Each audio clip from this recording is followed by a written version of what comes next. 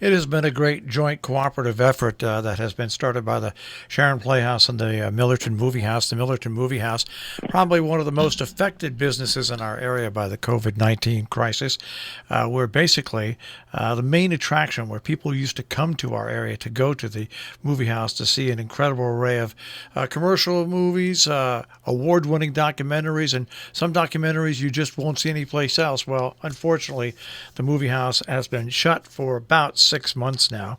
And so they are doing outdoor movie showings, 1 month of them, 4 or 5 weeks in a row at the Sharon Playhouse on Sundays.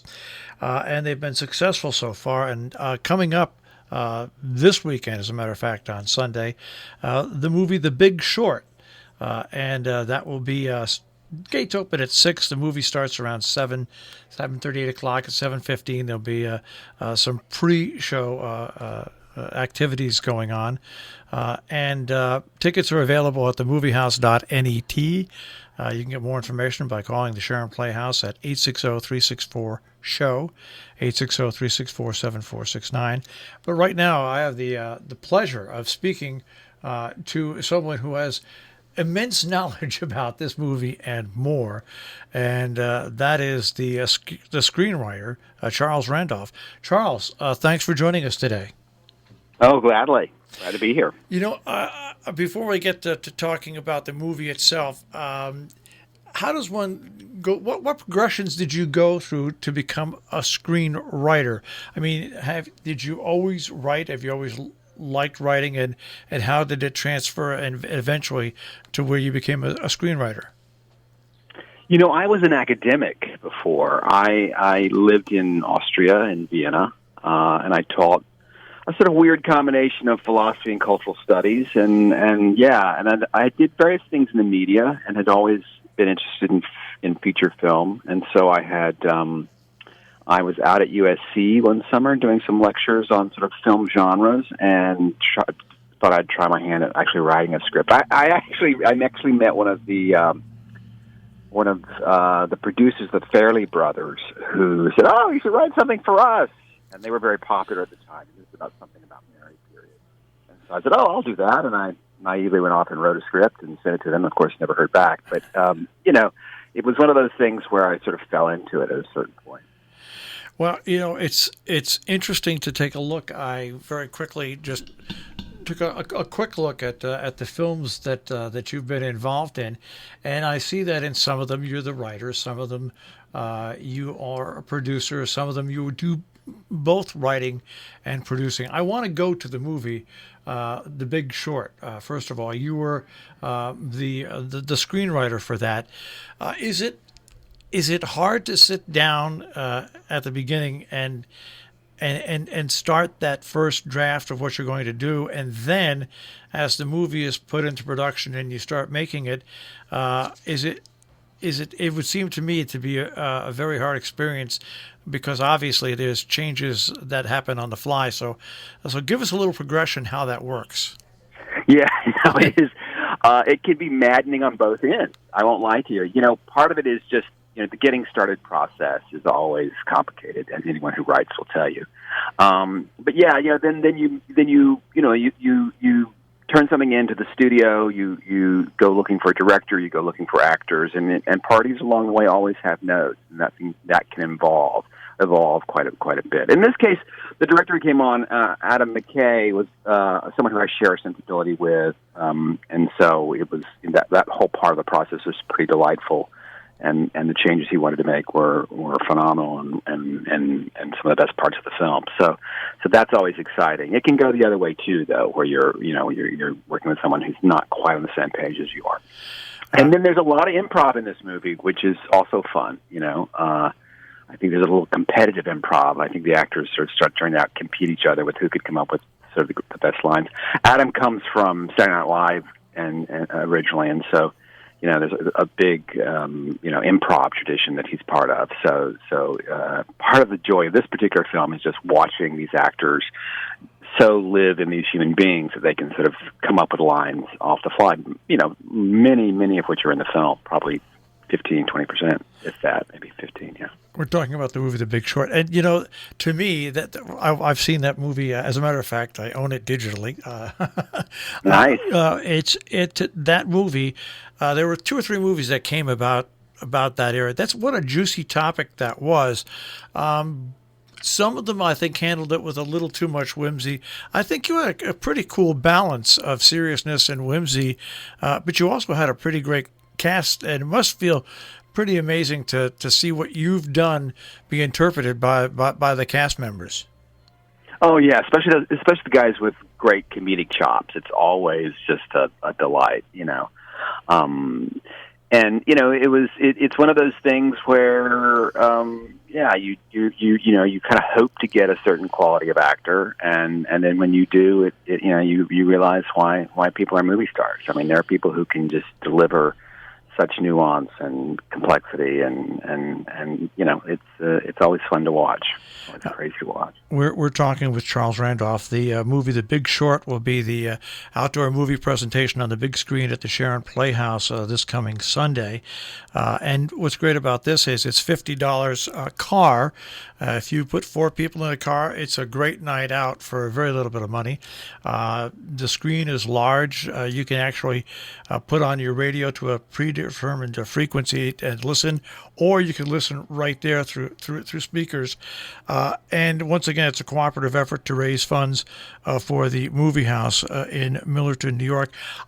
And we're speaking right now with Charles Randolph. And Charles, of course, was the screenwriter. And boy, you really cleaned up on that movie.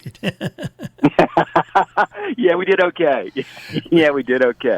I have to say we were it was my first time to go through the Oscar season, and it's always obviously a lot more fun to do it when you win than when you don't win. So, we did fine. Now, I want to move on though, because I also own another movie that you not only wrote but you also produced, and that's Bombshell. Oh, okay, good. Okay. I thought that representation of the movie was also a great mix of what people knew, what people didn't know, and also, once again, not a lot of humor, but there was a light side put in there. But I thought that was an excellent portrayal of what happened. Were you happy with the way Bombshell turned out? I was. That's a little different in the sense that I was the generating producer on that one, so I sort of drove the train until Charlize came on board, and then Charlize and I and Jay sort of did the film together. So that one I probably own a little bit more of in terms of just day-to-day labor. But yeah, I mean the performances are phenomenal. It's one of those scripts that was written before the Me Too movement, so the world changed beneath the film in a certain way while we were making it and while it was getting made. But in the end, I thought everyone delivered, and it was a fantastic process, that one. Yeah, the performances are not to be believed. I mean, particularly Margot and Charlize, they're phenomenal. Now, when you're sitting there as a screenwriter and as a producer of a movie, with today's digital age, I mean, I have a 90-inch screen at my house, okay, and is there any, when you go into doing a movie now or a production like this, do you cross-reference? Is there any difference for the big screen? Or because now digital is so big and people have 35, 40-inch screens. I'm always a believer the bigger the screen, the better the experience. So do you have to plan things a little differently? Because now really you've got multiple platforms that your movies are shown on.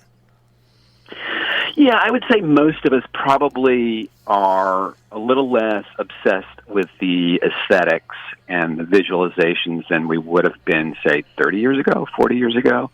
That's not to say that we completely ignore that stuff, but it's probably slightly lower on the priority list. You're really just looking for a strong emotional internal conflict that you can put some human beings in a world where they live those out and we're compelled by them. And so I think I would probably say, and don't hold me to this, but I think I'd probably say that film writing has become a little bit more like television writing in some ways, in that you're a little bit more concerned with the through line of the characters and those conflicts, and a little bit less concerned about capturing the world. There are obviously exceptions, particularly special effects films, but yeah, it has certainly changed in some ways. But the basic job is the same, which is trying to tell a story that that captures people's imagination. We're speaking with Charles Randolph, and now you will be at the movie on Sunday, right? Yes, yeah, I'll be there. Yeah, I'll just introduce it quickly and tell a few little anecdotes about production, and then we'll watch it. Well, I think we're speaking with Charles Randolph, who is an Academy Award-winning screenwriter and was the screenwriter at The Big Short. When I look at movies and the way they're produced now, as a producer, now I'm going to ask you to put on your producer hat. Sure. It's the amount of money it takes to get something done nowadays is phenomenal. I mean, when you sit at the beginning of a movie and you see all the different credits of the companies that put together, I mean, it's a different industry than it was 20 years ago, much different. It has to be a little nerve-wracking to try to raise this money. It is, and part of it is just the time lag. It takes 6 months to get deals done. I'm talking about contracts done these days, right? And so, much less get things, shot and edited and distributed into the theaters. So, it's a 2.5, 3 year lag, which if you're someone who's interested in doing contemporary stories about, contemporary resonant political events, that's a problem. Yeah. Because whatever we think about, and I'm doing China right now, but whatever we think about China today will be different, I promise you, 3 years from now. And so, it's one of those things that it can be a little bit of trying to guess where we're going to be, sort of casting in the dark a bit. One final question.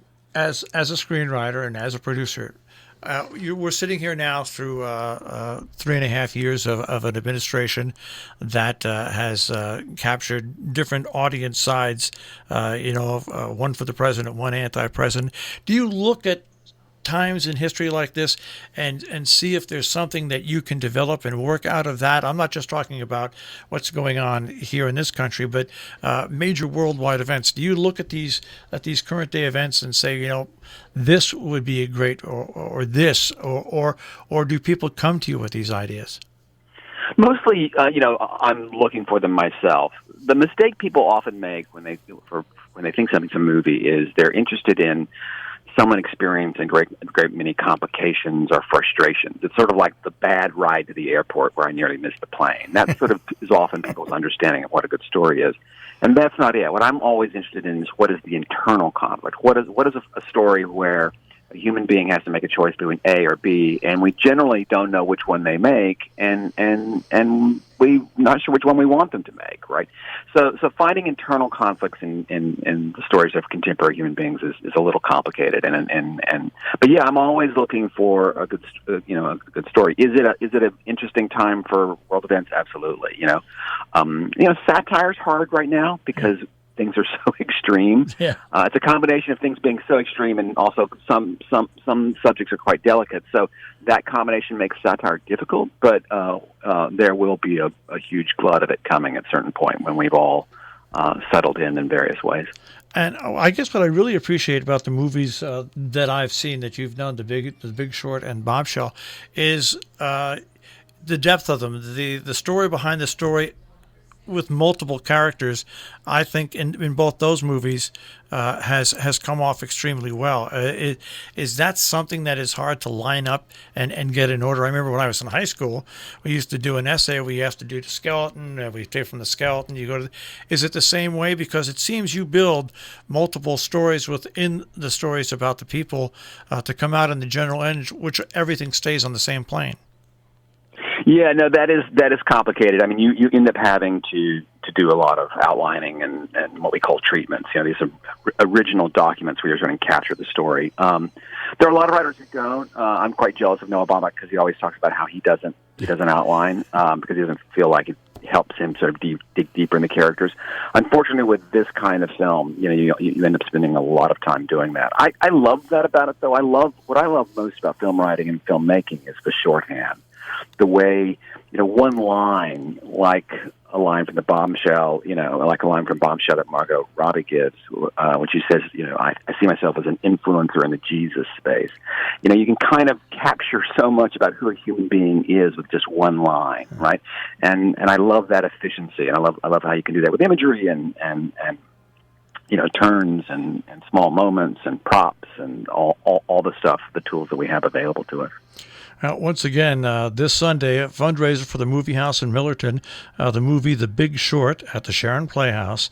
And once again, 860-364-SHOW, 860-364-7469. And more information and ticket availability at themoviehouse.net.